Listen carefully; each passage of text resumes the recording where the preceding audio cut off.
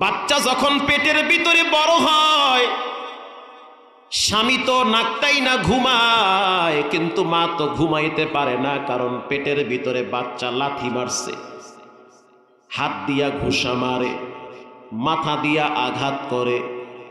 এই কষ্টগুলা একমাত্র মা সহ্য করে। এই জন্য রসুল বলেছেন মায়ের হক 3 গুণ বেশি। আল্লাহু আকবার। মায়ের হক 3 গুণ বেশি। যারা মা বাবার সাথে ভালো ব্যবহার করে, আল্লাহ পাক তাদেরকে জান্নাতুল ফেরদাউসের মেহমান বানাবে।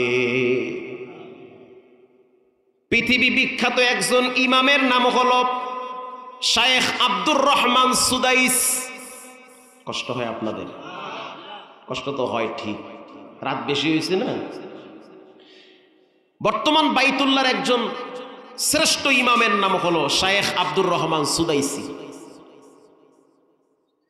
সাংবাদিকরা প্রশ্ন করলো, ইমাম সাহেব, সারা পৃথিবীর ভিতরে বর্তমান সবচেয়ে সম্মানী ব্যক্তি হলো কাবার শ্রেষ্ঠ ইমাম আব্দুর রহমান সুদাইসি, এত সম্মানিত জায়গায় আপনি কেমনে আসলেন? কোটি কোটি মানুষের মাঝখান থেকে আল্লাহ আপনাকে নির্বাচন করেছে, এটা কেমনে হইছে? কি আপনার যোগ্যতা? শায়েখ আব্দুর রহমান সুদাইস বলেন, এটা আমার যোগ্যতা না, এটা আমার মায়ের দোয়া। মায়ের দোয়া।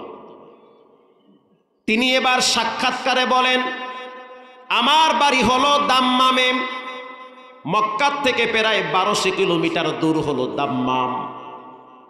দাম্মামের একটি গ্রামের নাম হলো আসেল আল জাওয়াজ।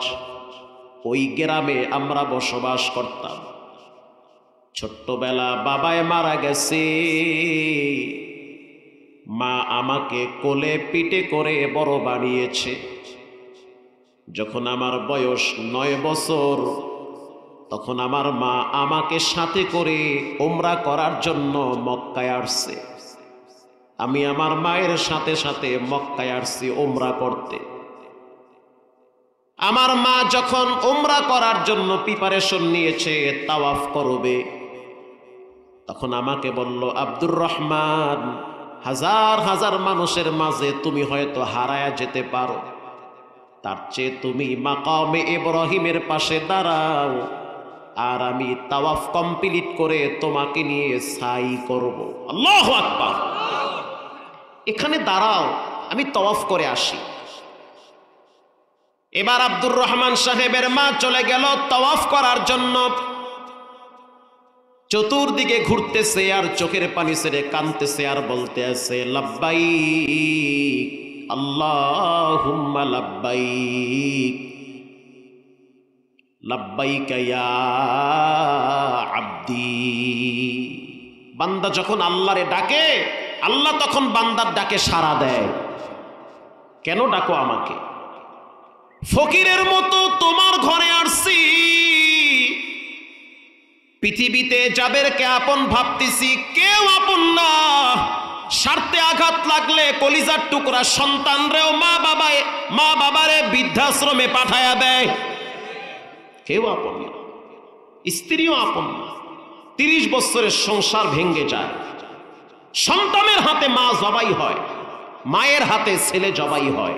হয় কি হয় না? ভাই ভাইকে খুন করে। কে আপনার আপন? সিলেটের ঘটনা কে না জানে? মুমতাহা নামের একটা বাচ্চাকে প্রতিবেশী হত্যা করেছে। এমন ঘটনা প্রায় সময় ঘটে। মানুষ মানুষের কাছে নিরাপদ থাকে না, কুত্তা কুত্তার কাছে নিরাপদ থাকে। একটা পশু আর একটা পশুর কাছে নিরাপদ থাকে, কিন্তু একটা মানুষ আর একটা মানুষের কাছে নিরাপদ থাকে না। 5 টাকার জন্য মানুষ মানুষের গায়ে হাত দেয়।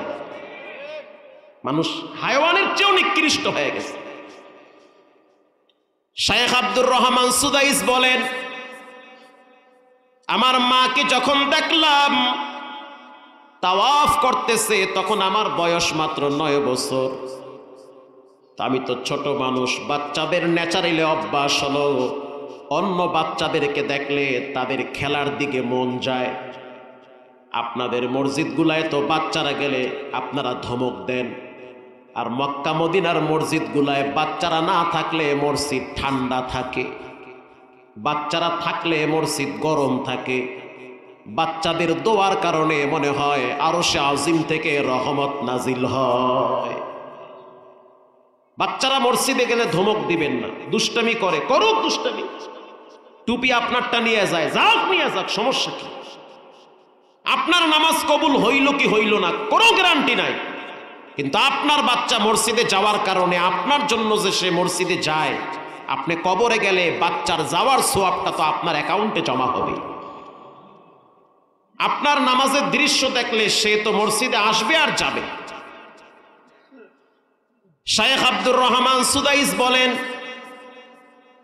যখন আমার মা তাওয়াফ করতেছে তখন আমি বাচ্চাদের খেলাধুলা দেখে চলে গেলাম আর একদিকে, যেই জন্য মা আমাকে সাথে রাখে নাই, কেন হারায় যাব, সেই আমি হারায় গেছি।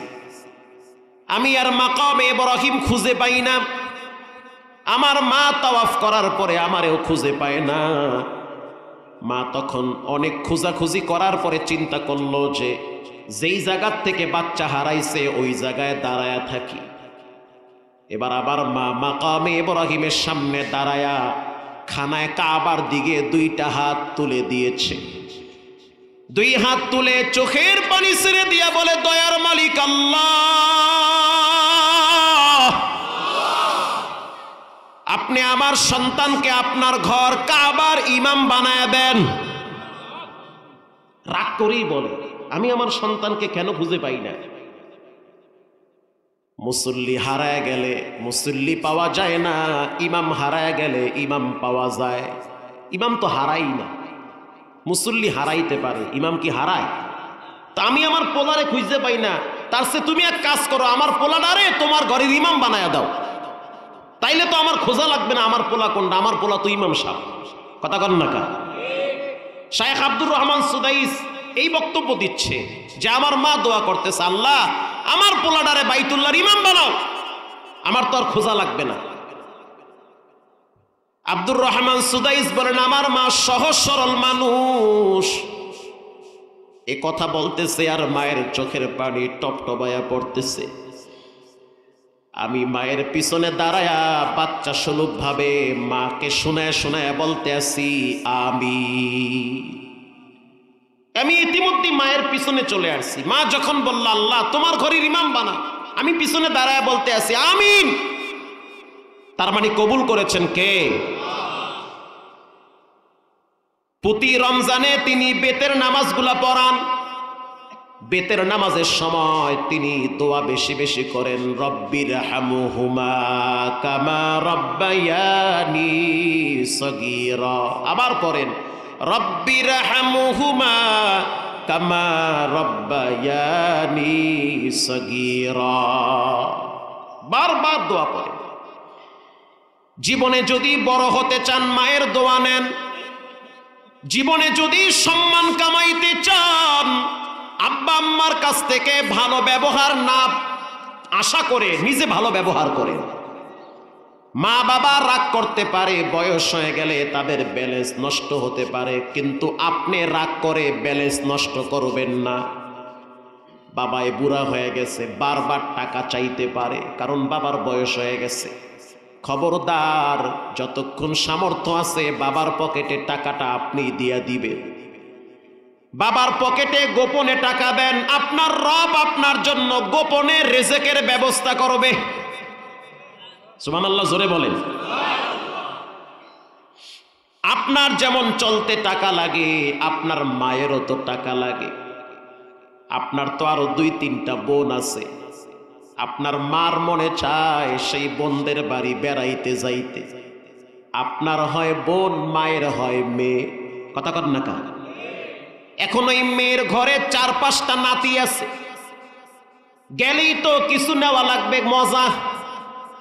টাকাটা আপনার মা কোথায় পাবে রে বাবা? টাকা আপনি দিবেন। আপনি যদি আপনার মাকে গোপনে 200 টাকা দেন, কসম আল্লাহর, ঘরের জন্য, বাচ্চা কাচ্চা, স্ত্রীর জন্য 2 লক্ষ টাকা খরচ করলে যেই দোয়া পাবেন, এর চেয়ে মায়ের জন্য 200 টাকা ব্যয় করলে বেশি দোয়া পাবেন।